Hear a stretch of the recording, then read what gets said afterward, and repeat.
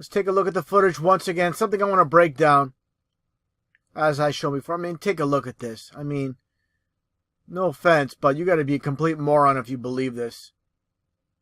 Let's take a closer look at this. I mean, again, I talk about where are the stabilizers being used as this basically a pencil of a rocket's falling from space, from the sky, and there's nothing. Did the universe move for you too? Oh, don't you start. Why don't we light up? XB2 calling Casa 7. Come in, Casa 7. I'm speaking to you over a Jimmy Dean Casa 7 sausage. Central Station to XV2. Requesting landing clearance. Say Bringing please. spaceship CM7 in on tandem pull. Landing platform in readiness. Please report at 10 miles. We'll bring you in for ground control approach. Out. Out. That was easy.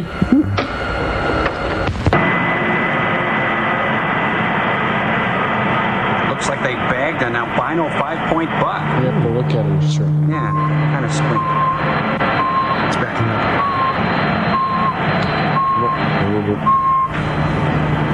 Stand by twin landing platforms. Ready magnetic locks.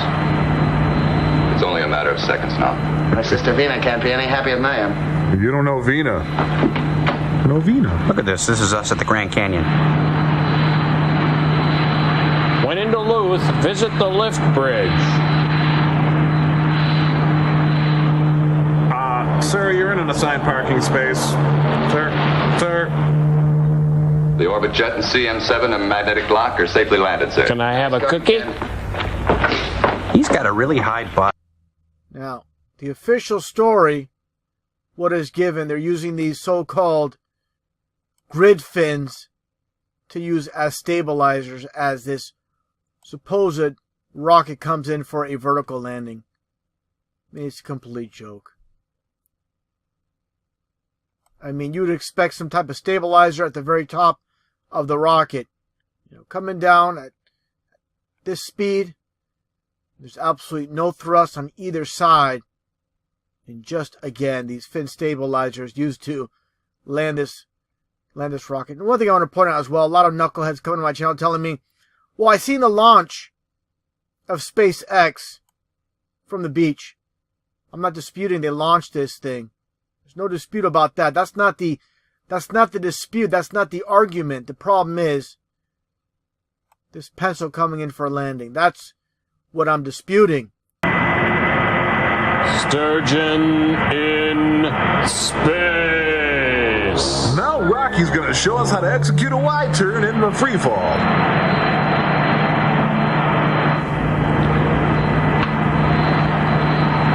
This is Ken at landing controls. You won't believe where I'm calling The from. Orbit Jet is in the process of landing. Know what I mean? Good. I'll be there in a few minutes. Have Rocky wait for me there. Out. That was bad, guys. And hey, it's 72 here in the metro area, and the Orbit Jet is in the process of landing. I'm landing on burner number 3. Hey, he hit my big wheel. Here we go. Busy. Look busy. Well, all safe and shipshape thanks to Professor Newton's coal light. Now can we go after the ladies? With all the footage that should be available by SpaceX, all you have is this one vantage point. And again, you just see the rocket take off, but as you see in this diagram, as the first stage releases the second stage, there's supposedly a flip maneuver that takes place with the first stage before it comes in for its vertical landing. Now, getting back to these three clowns like I showed before, the Backstreet Boy Reject and these two, let's take a listen to what they say here. You actually just saw the grid fins on the first stage pop out right there. We use those to dynamically steer the vehicle as it comes back down using air resistance as it passes through supersonic airstream these to things. get it back towards the landing zone 1 at Cape Canaveral. Take a look at this junk. Take a look at that garbage. That's going to stabilize this rocket for a landing. I mean, people will believe this, they'll believe anything. Now listen to what it said here.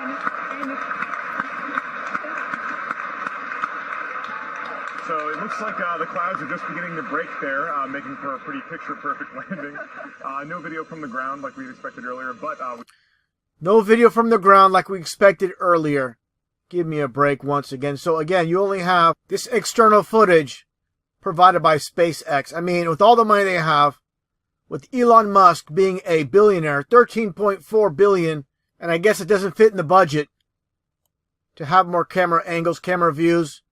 And with all the money he has, he could put cameras all around.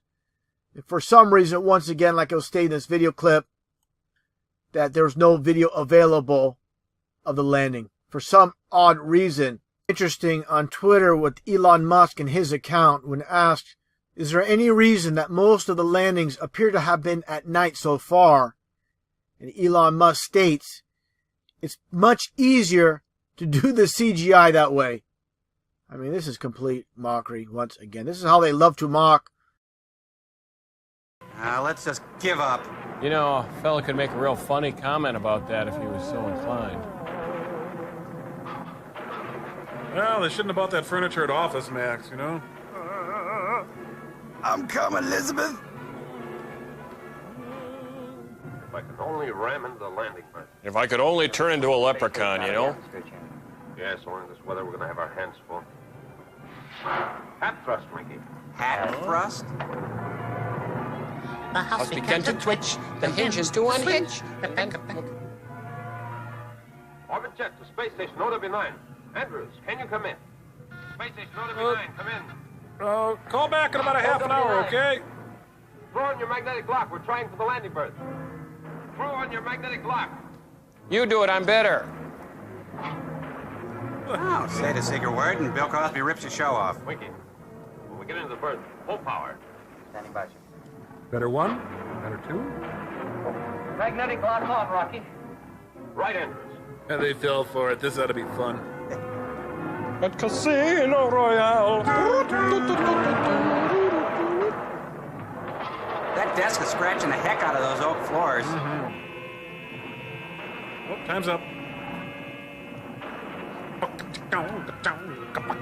This movie's about the birds and the bees. Now, Winky, full power, all she has. That's not much.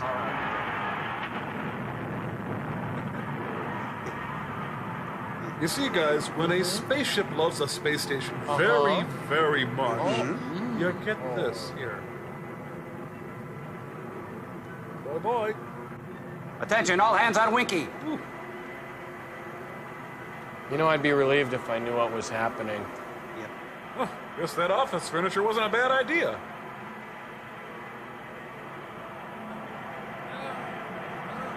A little bit.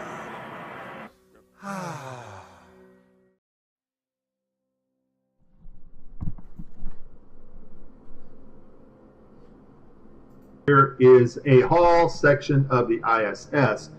Also, you need on a separate video layer objects in virtual space that can move around by software, such as the paper on the wall, the netting there on the back, this contraption here on the right wall, and there's some boxes, something bungee corded above there. Now, all those objects are on a separate virtual layer, so they can be manipulated by software to look as if they are floating around. And of course, our three stooges here who are pretending to be astronauts. These guys are also on a separate video layer. And what makes it even worse, they're not even in the same room together.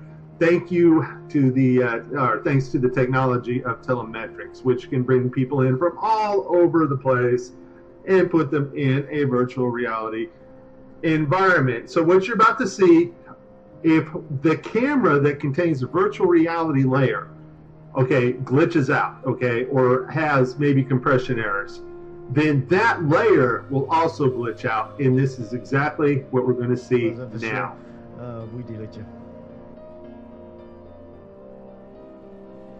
Thank you very much again. Thank you for your time. Have a good flight and many more exciting experiments on the orbit. Thanks a lot. Now, when they said goodbye, I guess the virtual reality camera was cut off. And so the objects that were on the virtual reality layer, the objects that needed to be floated in space by 3D software, vanish out. I want you to notice the hall, the other camera, the stage prop, the hall of the ISS, stays perfectly in focus. If this had been a compression error from the ISS, the whole video would have washed out, but only the virtual reality layer gets washed out here. Also note, you can see the green screen behind the guy right about here. When he's there, it is, the green screen right there behind him starts to show, and then they cut to mission control.